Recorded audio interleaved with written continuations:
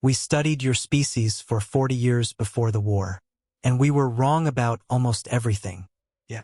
Which parts of the war had been over for 6 days. Nobody had celebrated. There was nothing left to celebrate with. The desert basin of Sector 9 was a graveyard of twisted metal and scorched earth. Human military trucks half buried in sand. Alien scout vessels cracked open like broken shells. Smoke still rising in lazy columns toward the pale gray sky. Commander Darren Cole sat against the wheel of a dead vehicle, one arm bandaged, his rifle resting across his knees. He was 34 years old and felt like 60. Around him, soldiers moved in quiet, careful motions, collecting, cataloging, surviving. That was when he first saw them. 2 alien females sitting in the dirt 20 yards away, armor cracked and dusty, neither restrained nor threatening.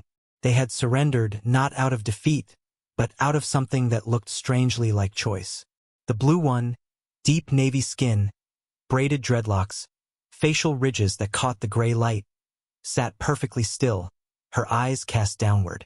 The silver-haired one leaned slightly, her pale form hunched, a bioluminescent tattoo on her upper arm flickering faintly blue like a dying signal. Darren's lieutenant, Hayes, stepped beside him. Command says don't engage them. Xeno diplomacy team is 3 days out. Darren watched them for a long moment. They're not prisoners. They walked into camp and sat down, Hayes said flatly. Nobody knows what to do with them. Darren stood up slowly, joints aching, and walked toward them. He crouched a few feet away. Neither alien moved. The blue one, he would later learn her name was Sora, lifted her eyes first. They were dark, depthless, the color of the deep ocean at night. She studied him the way a scientist studies something unexpected. "You are the commander," she said. Her voice was low and unhurried. Her language ran through his translator implant with a half-second delay.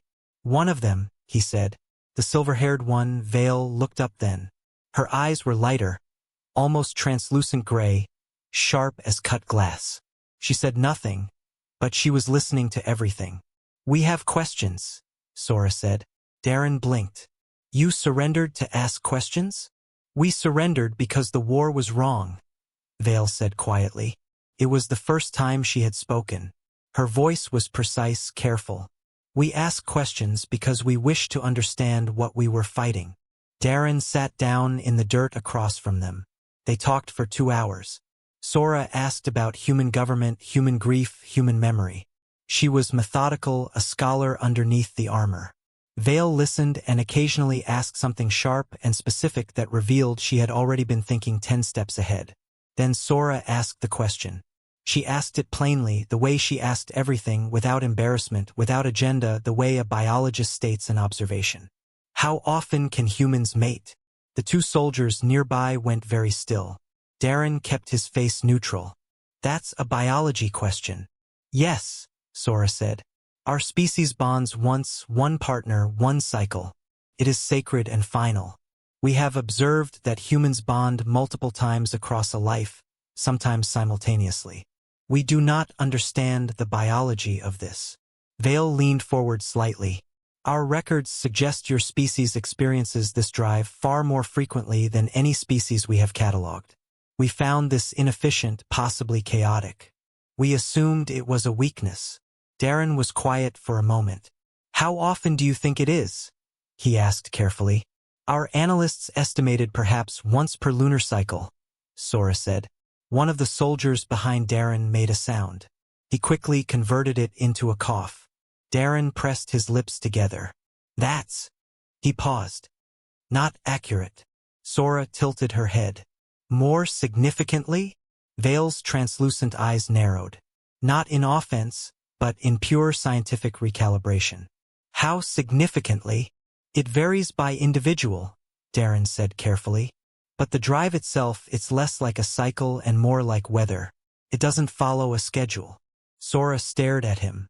Then she turned to Vale and said something in their native tongue that the translator caught as, "The analysts were not even close." Vale sat back slowly. "And this does not create chaos in your society?" "Sometimes," Darren admitted honestly. "A lot of your poetry, art, music, wars, A surprising amount of human history is connected to it in some way. Wars. Vale repeated. You have fought wars over this? And written our greatest literature, Darren said. It's complicated. Sora was quiet for a long moment. She looked at the ground, then back at him. When she spoke, her voice had shifted. Less clinical, more something he couldn't name. Among my people, the bond is chosen once and never revisited. There is no weather. There is one season, and it ends. She paused. Is it not exhausting living in that storm your whole life? Darren thought about it honestly. About every person he had ever loved. Every goodbye.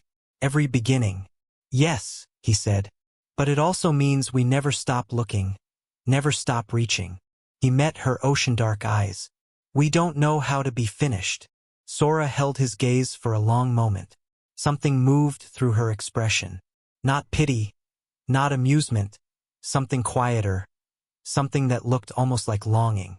Our war against you, she said slowly, was built on the assumption that you were simple, predictable, weak. And now? Darren asked. Vale answered, her sharp gray eyes steady.